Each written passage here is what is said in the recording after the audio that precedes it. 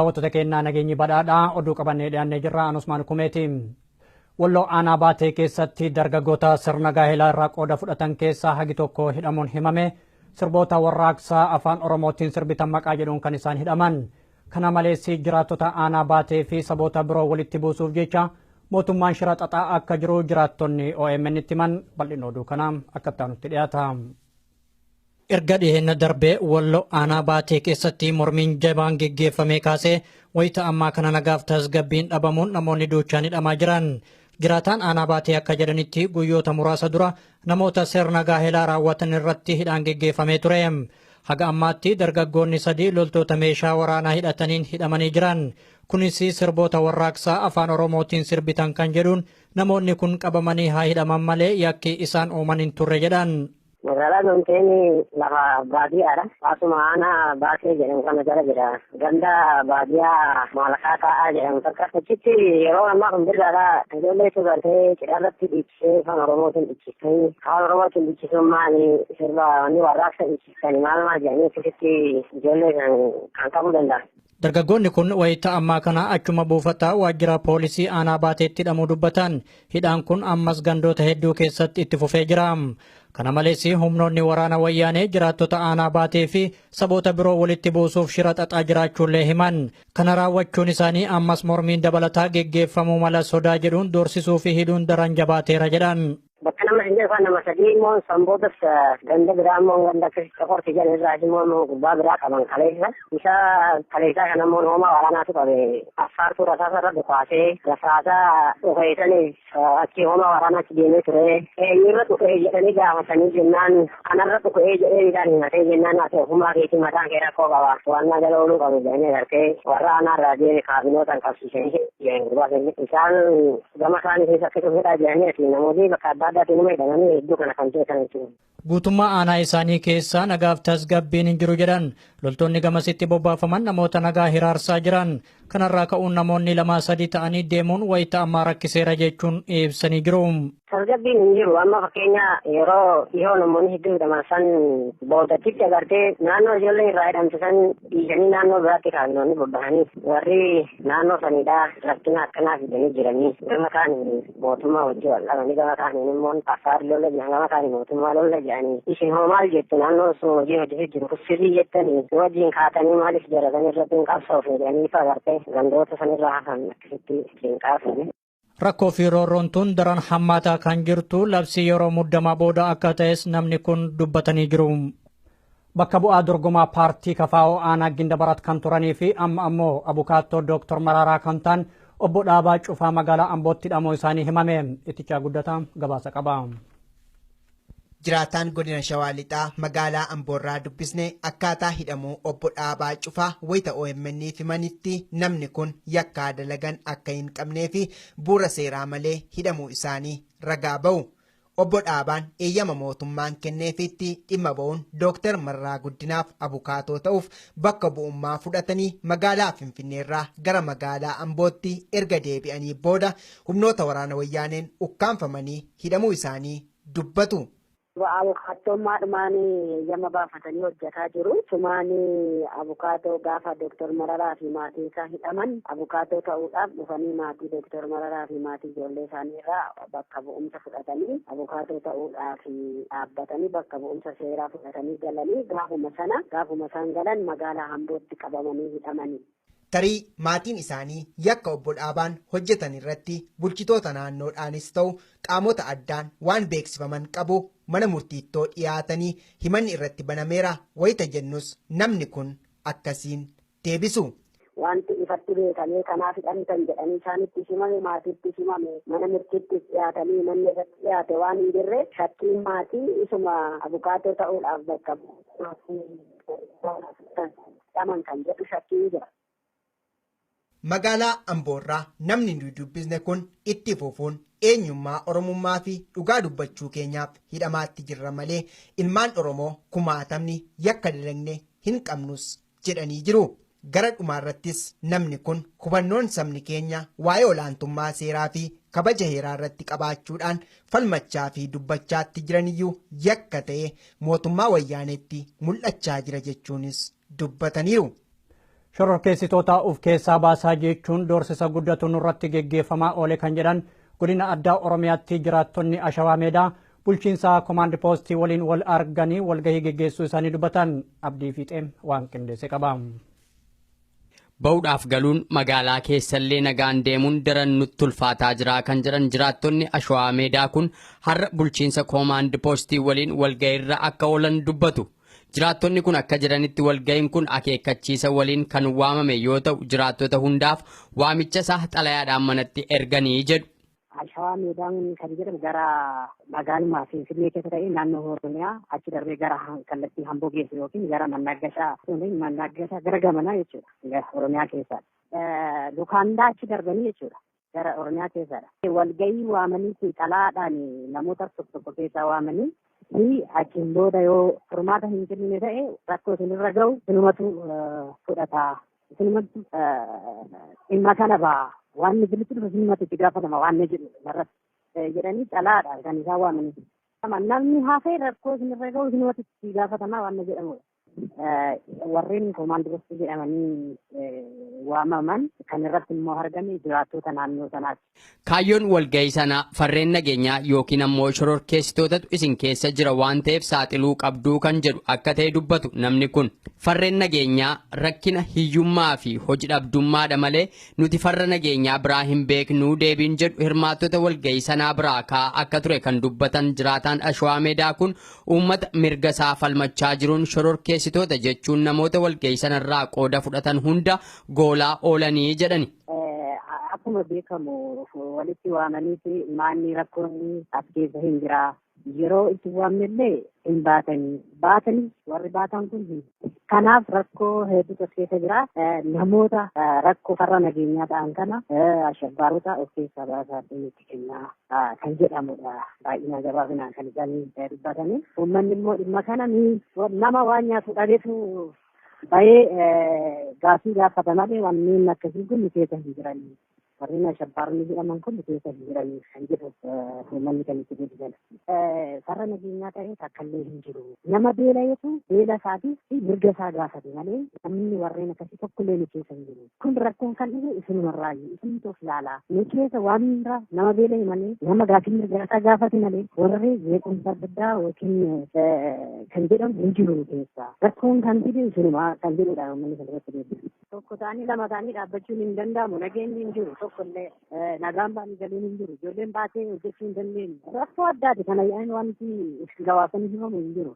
Ijoolleen manuma kiraallee keessatanii jiraachuullee yeroo dadhabantu jira. Maaliif dhufanii manuma isaanii irratti rakkoo adda addaa ittiin gahu ba'anii waan tokko hojjechuu hin danda'ani. Hojii uumnaallee hojjechuu hin dandeenye. Maaltu nurra gaadha kan isaan yaadanii malee nageenyaan waan tokko nan hojjedha jedhanii hojjechuu hin jiru. Namni waraqaa finfinnee kana hin qabne waraqaa yookiin warri hin qabne tokko mana iyyuu dhabaa jira jechuun danda'a. Alatti yoo dhaabbattan rakkoota bira jira mana keessa jiraachuun hin danda'amne. Kanaaf rakkoon isaa rakkoo mana jedhamee himamu miti. Namni kun akka jedhanitti hirmaattonni walgahichaa irra jireessi callisuu filatan iyyuu kanneen dubbachaa turan garuu gaaffilee jajjaboo kaasaa turani. Keessumaa hojii dhabdummaa wal qabatee har'a barattoota yuunivarsiitii qabxii guddaan barmoota isaanii goolaban otoo hin hafne dhagaa baataa jiru. Kun ammoo biyyattiin rakkoo bulchiinsa hamaa keessa jiraachuu malee shororkeessummaa isin haasoftaniin kan wal qabatu miti kanneen jedhan geggeessitoota waltajjii sanaa waliin morkii jabaa geggeessaa turanii jedhani. Rakkoolee guutummaa Oromiyaa keessatti geggeeffamaa jiru jala namoonni hedduun gara magaalaa Jijjigaatti akka hin baqanne dhoorgamuun himame. Kanneen magaalattii keessa baroota dheeraaf jiraatan ammoo adamsamanii hidhamaa jiran. Namoonni hedduun magaalaa Jijjigaa gadi dhiisanii gara Somaaleelaandiitti baqachuudhaaf dirqamuu jiraattonni OMN itti himan. Guutuun gabaasa kanaa akka itti dhiyaata. Wayita garagaraatti dhalattoonni Oromoo magaalaa Jijjigaa keessa jiraatan poolisoota magaalattiin hiraarfamaa jiraachuun ammas akkuma itti fufetti jira. Keessumattuu erga guutummaa Oromiyaatti waggaa tokko oliif mormiin geggeeffame eegalee haalli jireenyaa dhalattoota Oromoo kun magaalaa Jijjigaa keessatti hedduu isaan rakkisee jira. Namni nuti dubbifne akka jedhanitti tibba kanarraa jalqabee abbootiin amantii qabamanii hidhamaa jiran. Sheekota imaamota isaanii fuudhanii nama dhaasana qalbii masjiidotuma jijjiirraa hunda isaanii amantii musliimaa irratti sodaa qabu mootummaan kun maal akka ta'e hin jennu eeggadda guyyaa lamaan kanaan dura achi qofa miti egaa warreen isaan maqaa isaanii hin qaban malee masjiidni hundumarraa funaanaa jiru. Akka isaan dubbatanitti irra jireessaan rakkoon kun dhalattoota Oromoo qofa irratti xiyyeeffatamee jira. Akkasumas magaalaa Jijjigaa keessatti afaan Oromoo kan dubbatamu yoo ta'e kan nama mudataa jiru hidhaa ta'uu himan. Uummanni keessatti jiraata afaan biraa fayyada afaan kan maallee isaa dubbata afaan Oromoo baay'ee karaa irratti gaarii dubbata sirbuma kaanillee yoo dhaggeeffatte qabaniti. Dhalattoonni Oromoo kun rakkoo isaan irratti fuulleeffatamee jiru jala magaalattii gadi dhiisanii gara Sumaaleelaandiitti baqachuuf dirqamaniiru jedhan. Oromoota hedduu keessa jira. Kaan amma keessaa fa'aa gara Sumaaleelaandiitti baqachaa jiran eegeedhaan kun ammaa jira. Kaan immoo opereeshinii keessa jira. Kun kanaan osoo jiru wayita ammaa kanaan rakkoolee guutummaa Oromiyaa keessatti geggeeffamaa jiru jala dargaggoonni hedduun biyyattii gadi dhiisanii bahaa jiran. Ajjeechaa fi hidhaa jala lubbuu isaanii baraaruuf jecha gara magaalaa Jijjigaatti baqataa osoo jiranii kanneen magaalaa Kaarramaarraa irrattis qabaman hedduudha jedhan. Kanaaf akka magaalaa Jijjigaa hin seenne waan dhoorgamaniif haalli isaan keessa jiran daran yaaddeessaa ta'uu namni kun dubbatan. Naannoo Oromiyaatti achi deemuun baay'ee rakkisaadha. Namoonni Oromiyaa irraa illee gara magaalattiin Kaarramaarraa bakka jedhamu nama tokko hin dabarsan. Keessillee yoo deemte qorannoo guddaa keessumaa asitti deemuu dandeessu. Maaliif deemtu keessumaa deemta ijoollee iddoo sun namoota magaalaa Oromiyaa deemuu yaadu jedhu. Namni haaraas gara magaalattiin hin jiru. Dhalattoonni Oromoo kun gara Oromiyaatti deebi'uuf ammoo gochaan loltoonni mootummaa raawwataa jiran daran cimee jira. Magaalaa Jijjigaas ta'ee gara biyyoota ollaattis baqachuuf ammoo haalli jiru ulfaataa waan ta'eef jireenyi dhalattoota Oromoo hedduu rakkisaadha jedhan. Kana kan jedhu mootummaa federaalaadhaan akka isaanii torkanis kallattiin hundaan jechaadha. Naannoo Karateeniyaallee mooyyaalee seenuu hin dandeessu jechaadha. Jijjigaa kanaanis gara Sumaaleelaandii kanneen qabamanii asii Suudaan kibbaa osoo gara duguuggaa sanyiitti hin seenin dura tarkaanfiin fudhatamuu akka qabu mootummoota gamtoomanitti barreessaa olaanaan dhaabbatichaa Baan Kii Muun mana marii nageenya akeekachiisan. Gabaasa kanaaf abdii fiixee.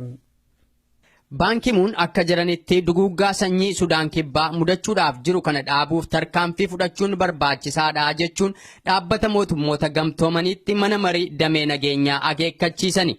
Baan Kii Muun furmaataa kan jedhan falas lafa kaaniiru kunis qoqqobbii yookaan uggura meeshaa waraanaati kana gochuudhaan yoo baanne biyyattiin gara duguuggaa sanyiitti seenuu maltii sodaa jedhuun qabaa jedhu. Kanaaf kan isaan manni marii damee nageenya hatattamaan gara tarkaanfiitti akka seenuuf dhiibbaa gochaa jiran akka isaan jiranitti kana gochuu hanqannee argamne jennaan garuu Sudaan kibbaa qaxxaamura hamaarra jirtii jedhani. Hokkarri biyyattii gara wal waraansa duguuggaa sanyii fiduutti seensisuu mala jedhamee sodaatamaatti jiru kun wal dhabdee hoogganoota lamaati. Pireezidantii biyyattii isaan gosa Dinkaa keessaa dhufan Saalvaa Kiirii fi akkasumas ittaanaa isaanii kan turan morkataa isaanii gosa Nuweer keessaa bahan Riek Machaar jidduutti wal dhabdee uumametu rakkoo kanaan isaan ga'e. Hoogganooti kun lamaan wal waraansa bara 2013 itti seenan dhaabanii nagaa buusuudhaaf bara darbee walii galanii kan turan ta'uyyuu wal waraansi garuu akka itti fufetti jira. Riek Machaar baatii adoolessaa keessa biyyattii gadi dhiisanii ba'anii turani. Gosooti hoogganoota kana lameenis wal waraansatti deebi'ani. Baan Kii Muun uggura amma jedhan kana akka hojiirra oolu gochuudhaaf mana marii nageenyaa keessatti yoo xiqqaate sagalee 9 argachuu qabu. Hagammaatti garuu biyyoota 7 qofaatu uggurri kun furmaataa jechuun sagalee laatan. Mootummoota gamtoomanitti ambaasaaddara Yuunaayitid Isteet kan ta'an Samaantaa Paawar dhuma waggaa kanaa irratti dhimma kana ilaalchisee sagalee keenya laachuun barbaachisaa ta'a jechuun akeekkachiisani. Kanneen humna murteessuu qaban biyyoota 5 jiran keessaa Raashaa fi Chaayinaan ammoo yaadi ugguraa sun furmaata ta'a moo hin ta'u isa jedhu gidduu murteessuuf kan rakkatan fakkaatu jedha maddi oduu The Guardian. Biyya har'a wal dhabdee hoogganootaan gosaan walirtee gara duguuggaa sanyiitti seenuu malti jedhamtee sodaatamaatti jirtu Sudaan kibbaa kan isheen Sudaan irraa cittee walabummaa ishee gonfatte bara 2011 ture.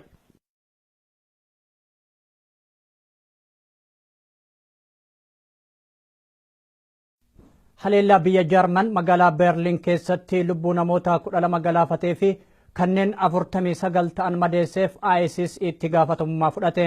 Ammas abdii fiixee gabaasa qaba.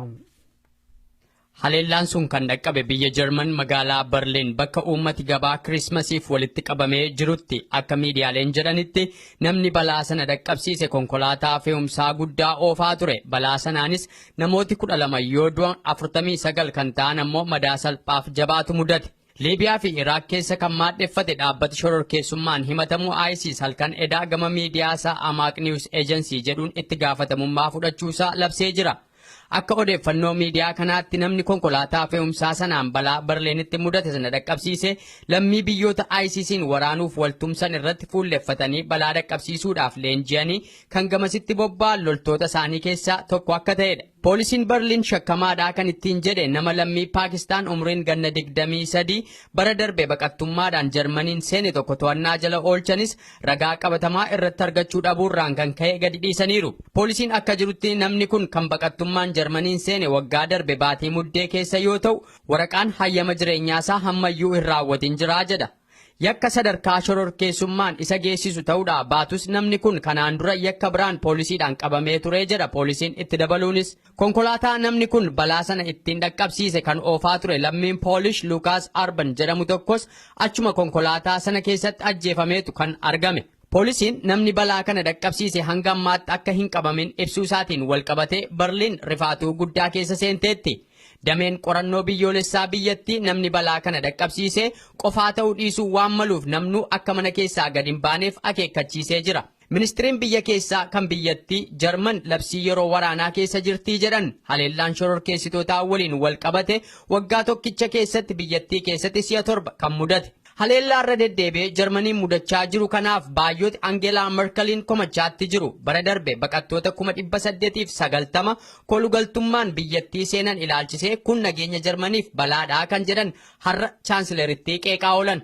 Gaazexeessaan BBC Dameen Grammatics Berlin irraa akka gabaasetti namni balaa kana dhaqqabsiise abalu jedhamee hin beekamin jira. Nama baqattummaan Jarman keessa jiru yoo ta'e garuu imaammata baqattummaan kan wal qabate Angeelaa Merkeliin dubbii guddaatu eeggachuuf jiraa jedha. Mormitooti biyyattii baay'een baqattoota nuti eenyummaa isaanii hin beekne balbala bantee kan nutti ol seensiste Merkelii jechuun qeeqa jajjabaa dhiyeessaa jiru. Tarii namni balaa kana dhaqqabsiise baqataa ta'uu malaa kan jedhan Angeelaa Merkelis dhugumaan nama nuti gaddinee fi da'annoo laanneef balaa kana nurraan ga'e yoo ta'e dhimmichi jabaachuuf deemaa jedhan. Egaan daawwattoota keenyaa oduu namaaf qabnu kanumaa hagammaatti waan nu daawwattaniif galatoomaa jecha gama kiyyaan nagaan naaf jiraadha.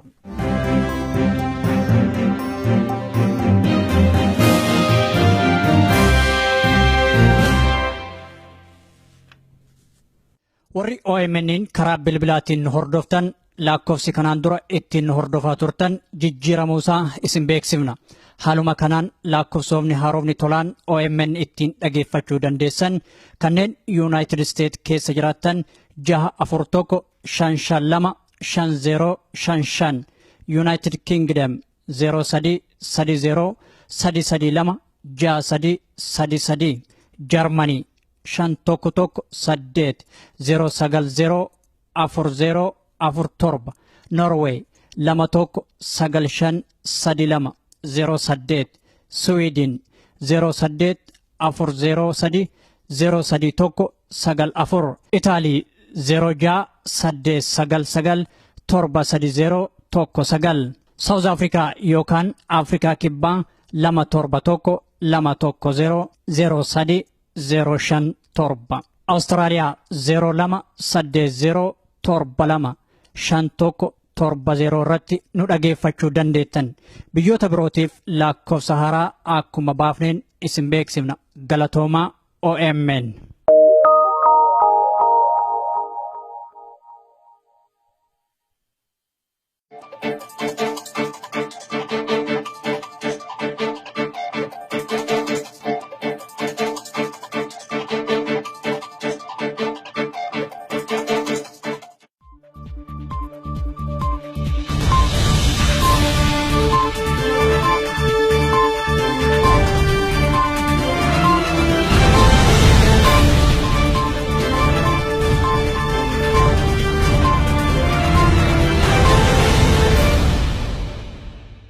Sinirragau sinumatu fudhata sinumatu dhimma kana baa waan bilitti dhufu sinumatu itti gaafatama waan jedhu irratti jedhanii calaadha kan isaa waamanii.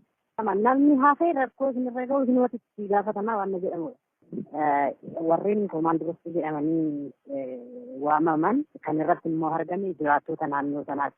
Kaayyoon walgahii sanaa farreen nageenyaa yookiin ammoo shororkeessitootatu isin keessa jira waan ta'eef saaxiluu qabduu kan jedhu akka ta'e dubbatu namni kun. Farreen nageenyaa rakkina hiyyummaa fi hojii dhabdummaadha malee nuti farra nageenyaa biraa hin beeknuu deebiin jedhu hirmaattota walgahii sanaa biraa ka'aa akka ture kan dubbatan jiraataan Ashwaa Meedaa kun uummata mirga isaa falmachaa jiruun shororkeessitoota jechuun namoota walgahii sanarraa qooda fudhatan hunda goolaa oolanii jedhani. Akkuma beekamu walitti waamanii maanni rakkoonni as keessa hin jiraa. Yeroo itti waamnellee hin baatanii warri baatan kun kanaaf rakkoo hedduutu as keessa jira. Namoota rakkoo farra nageenyaa ta'an kana ashabbaarota of keessaa baasaa itti kennaa kan jedhamudha. Baay'ina gabaabinaan kan isaan dubbatanii. Uummanni immoo dhimma kana nama waan nyaatu dhabeetu bahee gaafii gaafata malee wanneen akkasii kun keessa hin jiranii. Warreen ashabbaaronni jedhaman kun keessa hin jiranii kan jedhu uummanni kan itti guddisan. Farra nageenyaa ta'ee takkaallee hin jiru.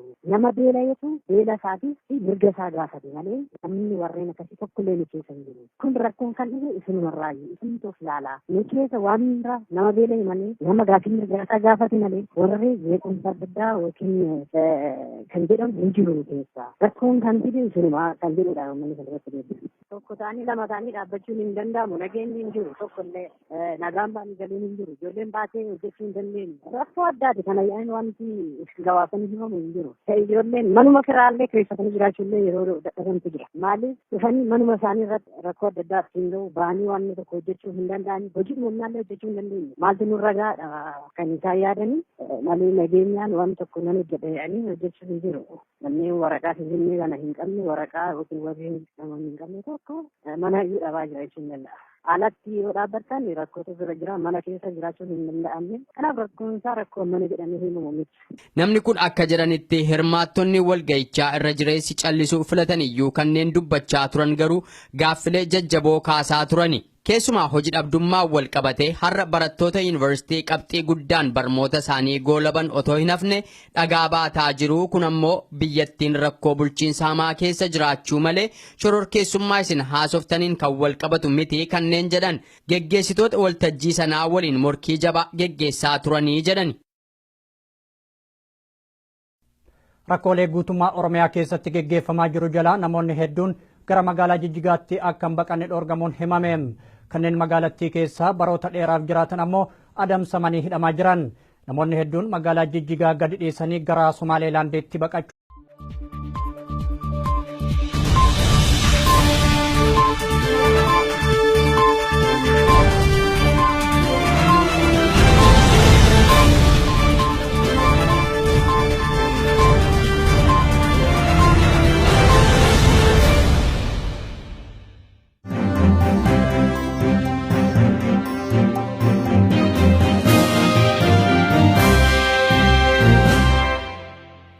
Daawwattoota keenyaa nageenyi badhaadhaa oduu qabannee dhiyaannee jirra. Anusmaan Kumeeti. Walloo aanaa baatee keessatti dargaggoota sirna gaa'elaa irraa qooda fudhatan keessaa hagi tokko hidhamuun himame. Sirboota warraaqsaa afaan Oromootiin sirbitan maqaa jedhuun kan isaan hidhaman. Kana malees jiraattota aanaa baatee fi saboota biroo walitti buusuuf jecha mootummaan shira xaxaa akka jiru jiraattonni OMN itti himan. Bal'inni oduu kanaa akka itti dhiyaata. Erga dhiyeenya darbee Walloo aanaa baatee keessatti mormiin jabaan geggeeffamee kaasee wayita ammaa kana nagaaf tasgabbiin dhabamuun namoonni duuchaan hidhamaa jiran. Jiraataan aanaa baatee akka jedhanitti guyyoota muraasa dura namoota sirna gaa'elaa raawwatan irratti hidhaan geggeeffamee ture. Haga ammaatti dargaggoonni 3 loltoota meeshaa waraanaa hidhataniin hidhamanii jiran. Kunis sirboota warraaqsaa afaan Oromootiin sirbitan kan jedhuun namoonni kun qabamanii haa hidhaman malee yakki isaan uuman hin turre jedhan. Magaalaa Noonteeni lafa baadiyyaadha. Asuma aanaa baatee jedhamu kana jala jira. Ganda baadiyyaa maalakaa taa'aa jedhamu takka. Achitti yeroo ammaa kun birraadha. Ijoollee tugartee cidharratti dhiichisee afaan Oromootiin dhiichisanii. Afaan Oromootiin dhiichisuun maali sirba wanni warraaqsa dhiichisanii maal jedhanii akkasitti ijoollee kan qabuu danda'a. Dargaggoonni kun wayita ammaa kana achuma buufataa waajjira poolisii aanaa baateetti hidhamuu dubbatan. Hidhaan kun ammas gandoota hedduu keessatti itti fufee jira. Kana malees humnoonni waraana wayyaanee jiraattota aanaa baatee fi saboota biroo walitti buusuuf shira xaxaa jiraachuullee himan. Kana raawwachuun isaanii ammas mormiin dabalataa geggeeffamuu mala sodaa jedhuun doorsisuu fi hidhuun daran jabaateera jedhan. Bakka nama hin jirre nama sadii immoo sanboota ganda biraa immoo ganda qoorti jedhan irraa immoo gubbaa biraa qaban kaleessa. Isa kaleessaa kana immoo nooma waraanaatu qabe affaartuu rasaasa irra dhukaasee rasaasaa dhufeessanii achi hooma waraanaatti deemee ture.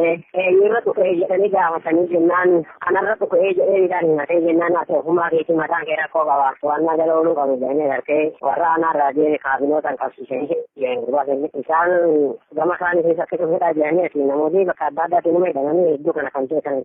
guutummaa aanaa isaanii keessaa nagaaf tasgabbiin hin jiru jedhan.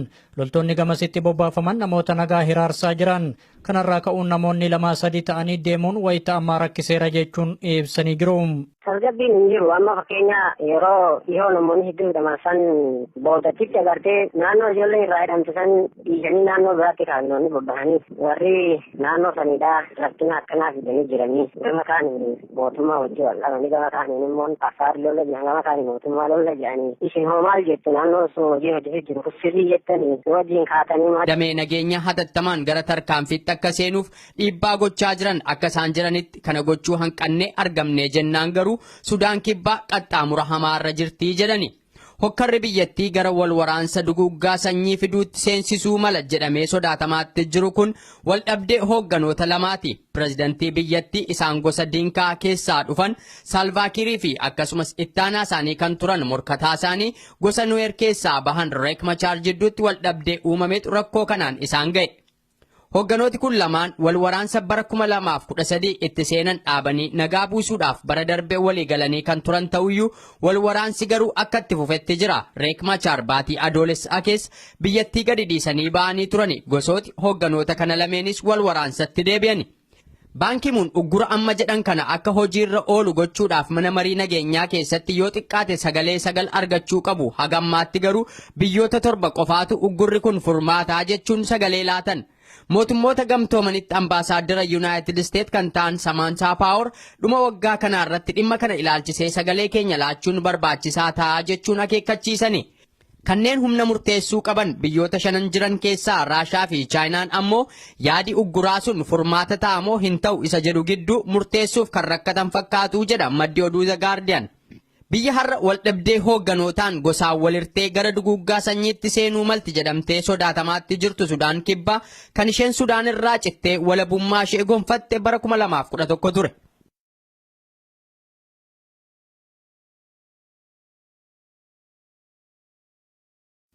Haleellaa biyya Jaarman magaalaa Berliin keessatti lubbuu namoota 12 galaafatee fi kanneen 49 ta'an madeesseef ISIS itti gaafatamummaa fudhate. Ammas abdii fixee gabaasa qaba. Haleellaan sun kan dhaqqabe biyya Jarman magaalaa Berliin bakka uummati gabaa Kirismasiif walitti qabamee jirutti akka miidiyaaleen jedhanitti namni balaa sana dhaqqabsiise konkolaataa fe'umsaa guddaa oofaa ture. Balaa sanaanis namooti 12 yoo du'an 49 kan ta'an ammoo madaa salphaaf jabaatu mudate. Liibiyaa fi Iraaq keessa kan maadheffate dhaabbati shororkeessummaan himatamu ISIS halkan edaa gama miidiyaasaa Amaaq News Agency jedhuun itti gaafatamummaa fudhachuusaa labsee jira. Akka odeeffannoo miidiyaa kanaatti namni konkolaataa fe'umsaa sanaan balaa Berliinitti mudate sana dhaqqabsiise lammii biyyoota ISIS'n waraanuuf waltumsan irratti fuulleffatanii balaa dhaqqabsiisuudhaaf leenji'anii kan gamasitti bobba'an loltoota isaanii keessaa tokko akka ta'edha. Poolisiin Berliin shakkamaadhaa kan ittiin jedhe nama lammii Paakistaan umriin ganna 23 bara darbe baqattummaadhaan Jarmaniin seene tokko to'annaa jala oolchanis ragaa qabatamaa irratti argachuu dhabuurraan kan ka'e gadi dhiisaniiru. Poolisiin akka jirutti namni kun kan baqattummaan Jarmaniin seene waggaa darbe baatii muddee keessa yoo ta'u waraqaan hayyama jireenyaasaa hammayyuu hin raawwatin jiraa jedha. Yakka sadarkaa shororkeessummaan isa geessisu ta'uudha baatus namni kun kanaan dura yakka biraan poolisiidhaan qabamee ture jedha poolisiin itti dabaluunis. Konkolaataa namni kun balaa sana ittiin dhaqqabsiisuudhaaf dirqamuu jiraattonni OMN itti himan guutuun gabaasa kanaa akka itti dhiyaata. Wayita garagaraatti dhalattoonni Oromoo magaalaa Jijjigaa keessa jiraatan poolisoota magaalattiin hiraarfamaa jiraachuun ammas akkuma itti fufetti jira. Keessumattuu erga guutummaa Oromiyaatti waggaa tokko oliif mormiin geggeeffame eegalee haalli jireenyaa dhalattoota Oromoo kun magaalaa Jijjigaa keessatti hedduu isaan rakkisee jira. Namni nuti dubbifne akka jedhanitti tibba kanarraa jalqabee abbootiin amantii qabamanii hidhamaa jiran.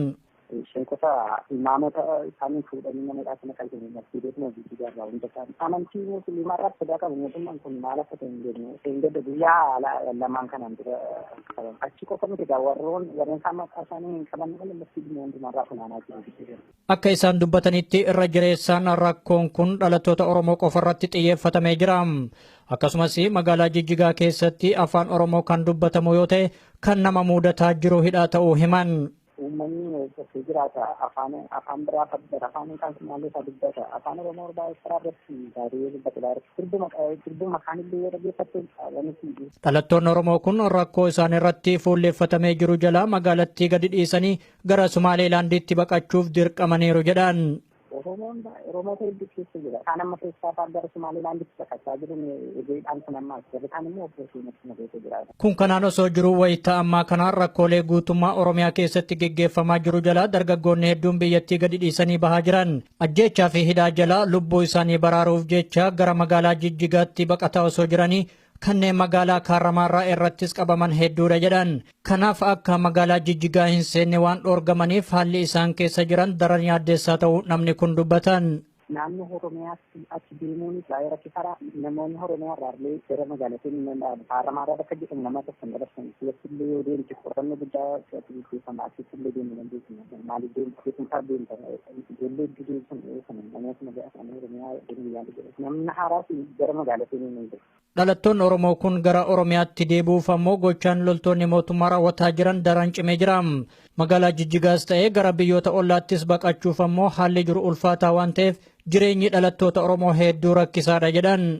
Kana fedhu mootummaa federaalaadhaan akka isaanii torkanis kallattiin hundaan jechaadha. Naannoo Karateeniyaallee mooyaalee seenuu hin dandeessu jechaadha. Jijjigaa kanaanis gara Sumaaleelaandii kanneen qabamanii asii Suudaan kibbaa osoo gara duguuggaa sanyiitti hin seenin dura tarkaanfiin fudhatamuu akka qabu mootummoota gamtoomanitti barreessaa olaanaan dhaabbatichaa Baan Kii Muun mana marii nageenya akeekachiisan. Gabaasa kanaaf abdii fiixee. Baan Kii Muun akka jiranitti duguuggaa sanyii Sudaan kibbaa mudachuudhaaf jiru kana dhaabuuf tarkaanfii fudhachuun barbaachisaadha jechuun dhaabbata mootummoota gamtoomanitti mana marii damee nageenyaa akeekkachiisani.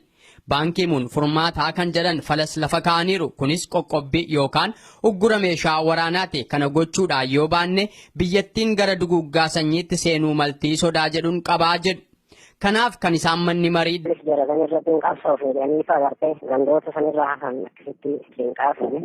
rakkoo fi roorroontuun daran hammaataa kan jirtu labsii yeroo muddamaa booda akka ta'es namni kun dubbatanii jiru. Bakka bu'aa dorgomaa paartii Kafaa'oo aanaa Gindabarat kan turanii fi amma ammoo abukaattoo Dooktor Mararaa kan ta'an obbo Dhaabaa Cufaa magaalaa Ambootti hidhamuu isaanii himame. Ittichaa Guddataa gabaasa qaba. Jiraataan godina Shawaa Lixaa magaalaa Amboorraa dubbisne akkaataa hidhamuu obbo Dhaabaa Cufaa wayita OMN'f himanitti namni kun yakkaa dalagan akka hin qabnee fi bu'uura seeraa malee hidhamuu isaanii ragaa ba'u. Obbo Dhaabaan eeyyama mootummaan kenneefitti dhimma ba'uun Dooktar Mararaa Guddinaaf abukaatoo ta'uuf bakka bu'ummaa fudhatanii magaalaa Finfinneerraa gara magaalaa Ambootti erga deebi'anii booda humnoota waraana wayyaaneen ukkaanfamanii hidhamuu isaanii dubbatu. Abukaattummaadhumaanii yama baafatanii hojjetaa jiru. Sumaanii abukaatoo gaafa Dooktor Mararaa fi maatii isaa hidhaman abukaatoo ta'uudhaaf dhufanii maatii Dooktor Mararaa fi maatii ijoollee isaanii irraa bakka bu'umsa fudhatanii abukaatoo ta'uudhaaf dhaabbatanii bakka bu'umsa seeraa fudhatanii galanii gaafuma isaan galan magaalaa Ambootti qabamanii hidhamanii. Tarii maatiin isaanii yakka obbo Dhaabaan hojjetan irratti bulchitoota naannoodhaanis ta'u qaamota addaan waan beeksifaman qabu mana murtiittoo dhiyaatanii himanni irratti banameera wayita jennus namni kun akkasiin deebisu. Wanti ifatti beekamee kanaaf hidhamtan jedhanii isaanitti simame maatiitti simame mana murtiitti dhiyaatanii manni irratti dhiyaate waan hin jirre shakkiin maatii isuma abukaatoo ta'uudhaaf bakka hidhaman kan jedhu shakkiin jira. Magaalaa Amboorraa namni nuyi dubbisne kun itti fufuun eenyummaa Oromummaa fi dhugaa dubbachuu keenyaaf hidhamaatti jirra malee ilmaan Oromoo kumaatamni yakka dalagne hin qabnus jedhanii jiru.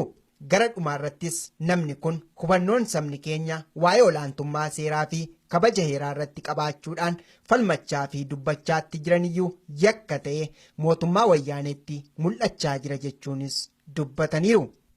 Shororkeessitoota of keessaa baasaa jechuun doorsisa guddatu nurratti geggeeffamaa oole kan jedhan godina addaa Oromiyaatti jiraattonni Ashawaa Meedaa bulchiinsa Komaand Poostii waliin wal arganii walgahii geggeessuu isaanii dubbatan. Abdii Fiixeem waan qindeesse qaba. Ba'uudhaaf galuun magaalaa keessallee nagaan deemuun daran nutti ulfaataa jira kan jedhan jiraattonni Ashawaa Meedaa kun har'a bulchiinsa Komaand Poostii waliin walgahiirra akka oolan dubbatu. Jiraattonni kun akka jedhanitti walgahiin kun akeekkachiisa waliin kan waamame yoo ta'u jiraattota hundaaf waamicha isaa xalayaadhaan manatti erganii jedhu. Ashawaa Meedaan kan jedhamu gara magaalummaa Finfinnee keessa ta'e naannoo Oromiyaa achi darbee gara kallattii Hamboo geessu yookiin gara Mannaggashaa gara gamanaa jechuudha. Oromiyaa keessaa. Lukaandaa achi darbanii jechuudha.